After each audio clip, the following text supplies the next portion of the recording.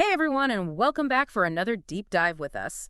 This time we're going way back in time to ancient Mesopotamia, like the cradle of civilization. We're going to be exploring a pretty incredible feat of engineering, a massive irrigation network.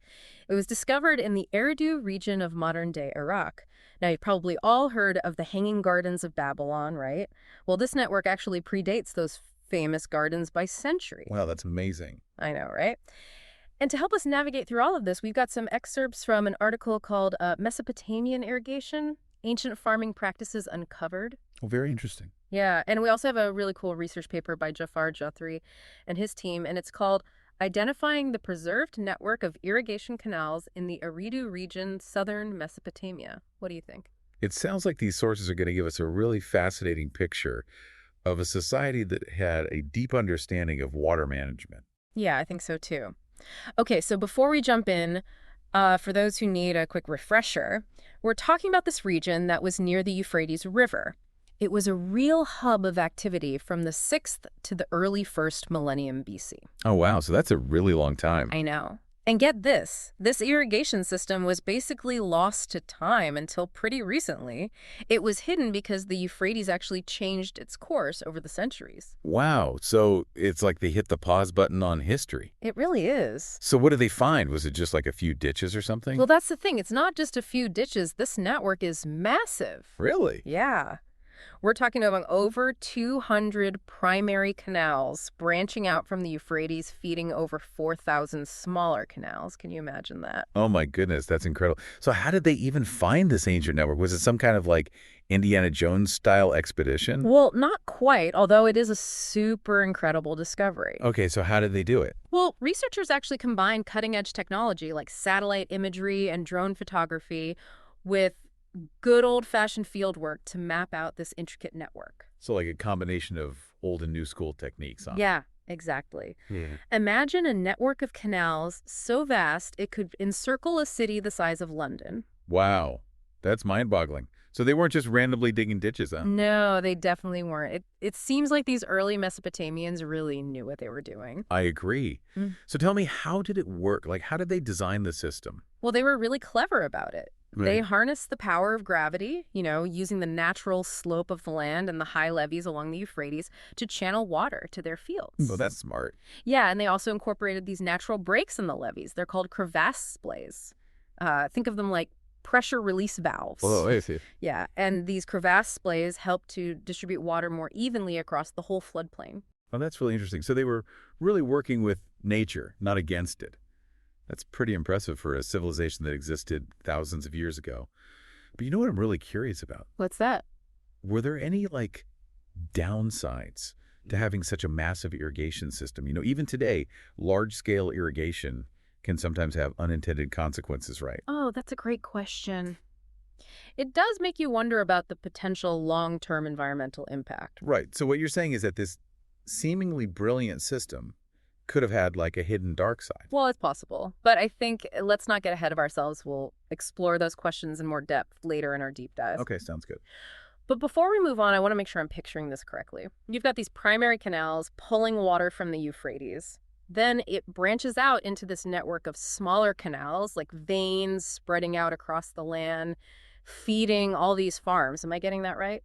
You got it. And what's truly remarkable is the sheer scale of this whole operation.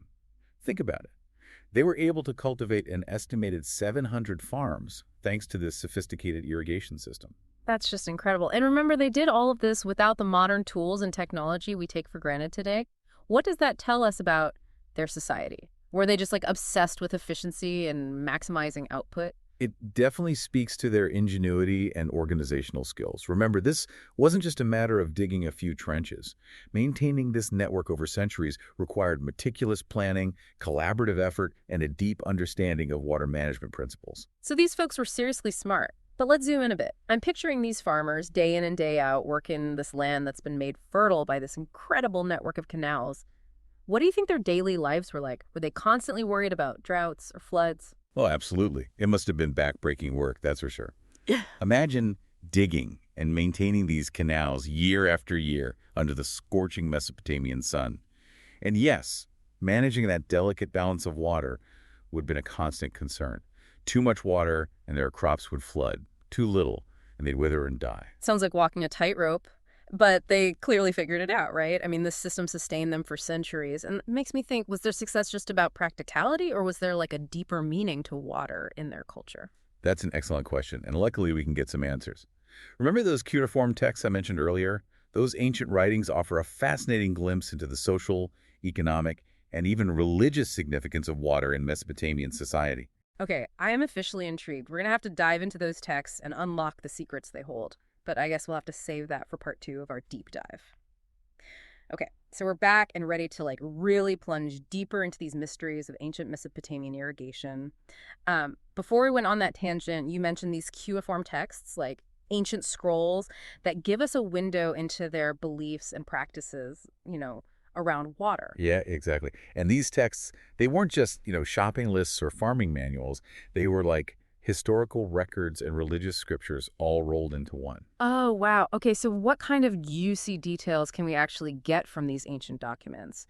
Did they have like water deities, rain dances, spill the tea? Okay, well, hold on to your hat, because these texts reveal that water management in ancient Mesopotamia wasn't just a practical matter. It was actually like deeply intertwined with their religious beliefs and societal structure. Whoa, okay, I'm all ears. Give me the historical lowdown. Okay, well, for starters, they had these things called water temples. Imagine these grand structures dedicated not to a king or a warrior, but to the very source of their prosperity, water. Wow, a water temple. That's some next level reverence for H2O. So what went down at these temples? Well, these temples, they weren't just places of worship. They actually served as central hubs for regulating water distribution. Think of them like ancient water management headquarters, ensuring that different communities had access to this precious resource, like a sort of ancient water council. Oh, that's so cool. So it wasn't just about the canals themselves. It was a whole system of beliefs, rituals, and social structures all built around water. Right. And get this. These texts actually mention specialized professions like irrigation officials and canal inspectors. Oh, wow, like ancient bureaucrats. Kind of. These are the folks responsible for maintaining the canals, resolving disputes, and keeping the water flowing smoothly. So it's not just about the physical engineering marvel, it's also about the human element, the people who designed, built, and maintained this complex system for generations. What a legacy. Absolutely. And here's where it gets even more intriguing. The texts also mention specific rituals and ceremonies related to water. It suggests that they really viewed it as like a sacred and life-giving force. Okay, now I'm really picturing these ancient farmers, not just as, engineers, but as people deeply connected to the natural world. Did they have like festivals to celebrate the floods or appease the river gods? Oh, it's highly likely. While we don't have all the details, these texts strongly suggest that water played a central role in their spiritual beliefs and cultural practices. They understood that their survival depended on this delicate balance of nature. It's fascinating how this one discovery, this network of canals, is unlocking so much about their whole civilization. It's like we're piecing together this giant jigsaw puzzle. But I have a feeling we're still missing a few pieces, right? Yeah, you're right. There are still plenty of mysteries to unravel. For example, we still don't fully understand how they managed to, level those canals so precisely without modern surveying equipment. I mean, some of these canals stretch for miles. That's a really good point. That level of precision with the tools they had is mind-blowing. And it makes you wonder about the organization that was required to pull off such a massive project. Was it all communal effort, or did they have a system of paid labor? How did they decide who got how much water? Those are all excellent questions. It's like this historical detective story.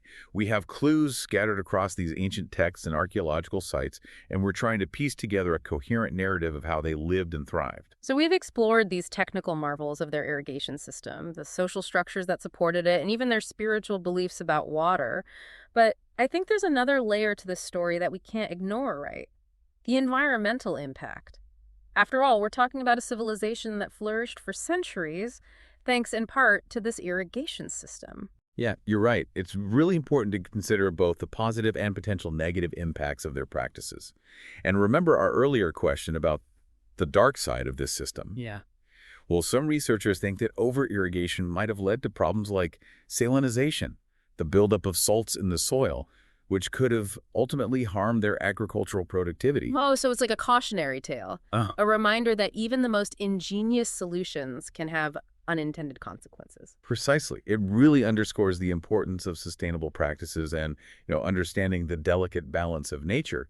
But to be fair to these ancient Mesopotamians, they didn't have the scientific knowledge that we have today. Right. Okay, I'm seeing a recurring theme here.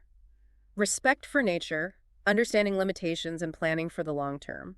It's amazing how relevant these lessons are even thousands of years later, but I feel like we've only scratched the surface of what we can learn from these ancient innovators. You're absolutely right. And that brings us to the final and perhaps most crucial question.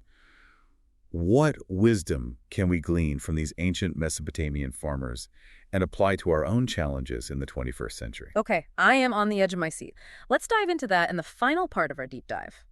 Welcome back, everyone, to the final part of our deep dive into ancient Mesopotamian irrigation. It's been quite the journey through time. We've explored this massive network of canals and really uncovered the ingenuity and also some of the challenges that were faced by these early pioneers of agriculture. It really has been an adventure. And now, as we kind of stand on this precipice of the past, gazing at the echoes of this civilization that thrived millennia ago, it's time to ask ourselves, what can we, the inheritors of their legacy, what can we learn from their triumphs and maybe even their missteps? Yeah, that's a good point. So lay it on me. What pearls of wisdom can we extract from these ancient Mesopotamian farmers, and how can we apply them to our own modern-day water challenges?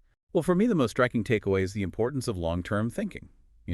These farmers, they weren't just focused on next year's harvest. They were building a system that lasted for centuries. And that requires some serious, meticulous planning and maintenance and a really deep understanding of their ecosystem. So they weren't just reacting to immediate problems. They were really thinking generations ahead. That's a powerful lesson in a world that often prioritizes instant gratification. Exactly. And this leads to another crucial insight: collaboration. The scale and complexity of their irrigation network really demanded cooperation between all the different communities. They had to share resources, resolve disputes, and really just work together for the common good. Yeah, it's a good reminder that we can achieve some pretty incredible things when we work together, especially when it comes to managing shared resources like water. Yeah, I totally agree. And, let's not forget their ingenuity and adaptability. They didn't have modern technology, but they were still able to create a system that allowed them to flourish in a challenging environment. Kind of makes you wonder what we could accomplish if we applied that same level of resourcefulness to our current water issues. I'm picturing these farmers just observing the natural flow of water, experimenting with all these different techniques and passing down, that knowledge through generations. Precisely. Yeah. And that leads to another valuable lesson: Mm-hmm. learning from nature. They didn't try to dominate or control nature. Instead, they worked within its boundaries, harnessing its power while also respecting its limitations. It's almost as if they were practicing ancient forms of what we now call permaculture or regenerative agriculture, right? Working with the land, not against it. Yeah, exactly.